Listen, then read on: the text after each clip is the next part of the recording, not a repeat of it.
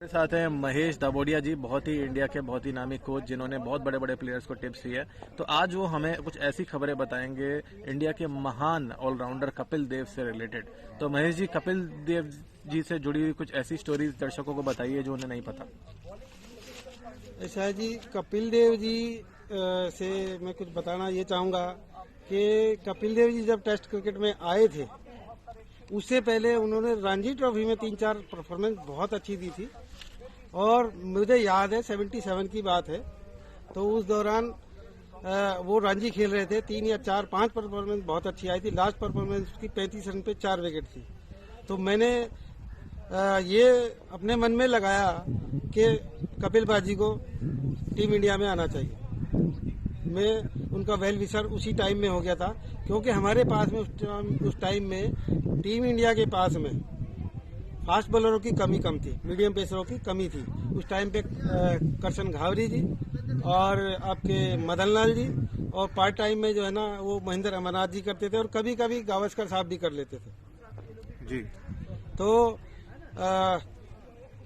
वहां से जैसे ही टूर लगा, 78 का था वो टूर था ऑस्ट्रेलिया का।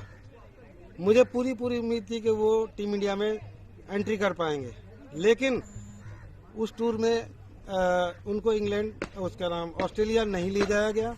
मेरे को बड़ा सेटबैक लगा जी, क्योंकि मैं उनको पसंद करता था और हमें जरूरत थी जी। उसके बाद में नहीं ले गए। तो वेरी नेक्स्ट टूर जो था वो उसका पाकिस्तान का था। पाकिस्तान के साथ में खेला। तो जो पहला मैच खेला उस टाइम में मैं 10th स्टैंडर्ड में पढ़ता था, और मैं अपने घर रिसेस में साइकिल से अपने घर जा रहा था। रास्ते में एक मार्केट पड़ी, वहां पे एकदम से शोर हुआ। 11:15 बजे का समय था जी। तो शोर मचा, तो वहां पे एकदम कपिल देव ने आउट कर दिया। तो मैंने देखा, वहां पे टीवी चल रहा था छोटा सा जी। तो मेरे को बड़ी खुशी हुई। उन्होंने 13 रन पे सादिक मोहम्मद को LBW आउट करा था। अच्छा। हाँ, मैं वहां रुक के देख के बड़ा सारे रास्ते में खुश होता गया। तो उसके बाद में मैंने उनका पूरा का पूरा कैरियर बड़े ध्यान से देखा, और मैं उनका जो है ना, मेरे जो है वो आइडियल है। मैंने उनको देख के अपनी क्रिकेट को और सुधारा।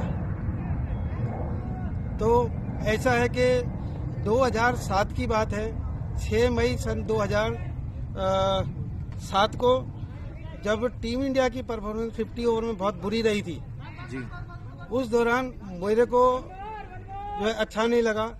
तो मैंने 6 मई 2007 को दिन में 2:30 बजे के करीब मैंने उसमें उनके टेलीफोन पे 10 खिलाड़ियों के जो टूर्नामेंट के सबसे बेस्ट प्लेयर थे उसी टूर्नामेंट के, तो मैंने उनको मैसेज डाला, इस तरह के 10 खिलाड़ी जो मैं लिख रहा हूँ, इस तरह के 10 खिलाड़ी मैं अपनी कोचिंग से पैदा कर सकता हूँ। तो मैंने उनको मैसेज डाला। फिर शाम को मैंने 6 बजे के करीब उनको टेलीफोन कनेक्ट करा, तो टेलीफोन कनेक्ट नहीं हुआ। अगले दिन 7 मई सन 2007 को सुबेरे 10 बजे उनका खुद का टेलीफोन आया। मेरी उनसे 8 से 10 मिनट के करीब मेरी बात हुई। मैंने उनको ये सारी बातें बताई। जब उस टाइम में जो है ना कपिल बाजी ICL के चेयरमैन थे, IPL नहीं, ICL के। अच्छा। हाँ, वो तो जो जी वाला जो आया था, जो शुरू में उन्होंने नहीं चालू करी थी ये। हाँ। IPL की तर्ज जो है उन्होंने ही चालू करी थी। अच्छा। तो उसमें जो है ना मैंने उनको कहा, जी मैं ये काम कर सकता हूँ, मुझे कोई प्लेटफॉर्म बताओ दिल्ली में जहाँ मैं अपना कुछ समय दूं, मैं खिलाड़ियों की सेवा करूं और ऊपर निकाल के लेके आऊं। तो उन्होंने कहा कि आप गांव खेड़े में जाओ, वहां से खिलाड़ी लेके आओ। इतना पता तो मुझे भी था जी। लेकिन प्लेटफॉर्म नहीं था। मैंने उनसे प्लेटफॉर्म के लिए कहा, कोई मुझे प्लेटफॉर्म दिलवाओ। तो उन्होंने सिर्फ यही कहा, जी आप गांव खेड़े में जाओ तो वहां से प्लेयर निकाल के लाओ। हाँ। ऐसा है, मैं अपना काम धंधे कर 24 आवर काम करने वाला आदमी अगर किसी तरह क्रिकेट के लिए 1 घंटा भी निकालता है तो मेरे लिए बहुत ज्यादा मुश्किल था, क्योंकि मेरा 1 मिनट क्रिकेट में बहुत बड़ा किसी भी खिलाड़ी के जी। मैं सोच रहा था दिल्ली में किसी भी जगह आसपास में जाके मैं अगर 1 घंटा दूंगा तो बहुत बड़ी बात होगी। तो मेरी इस तरह से बात हुई।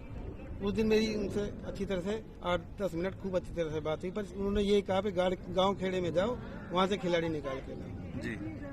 तो ये मुझे बहुत अच्छी तरह से याद है। तो देखा आपने कपिल देव से जुड़ी हुई कितनी खास खबर थी है। तो महेश जी बहुत बहुत शुक्रिया आपका, आपने दर्शकों को ये न्यूज़ दी एंड आप थैंक यू वेरी मच।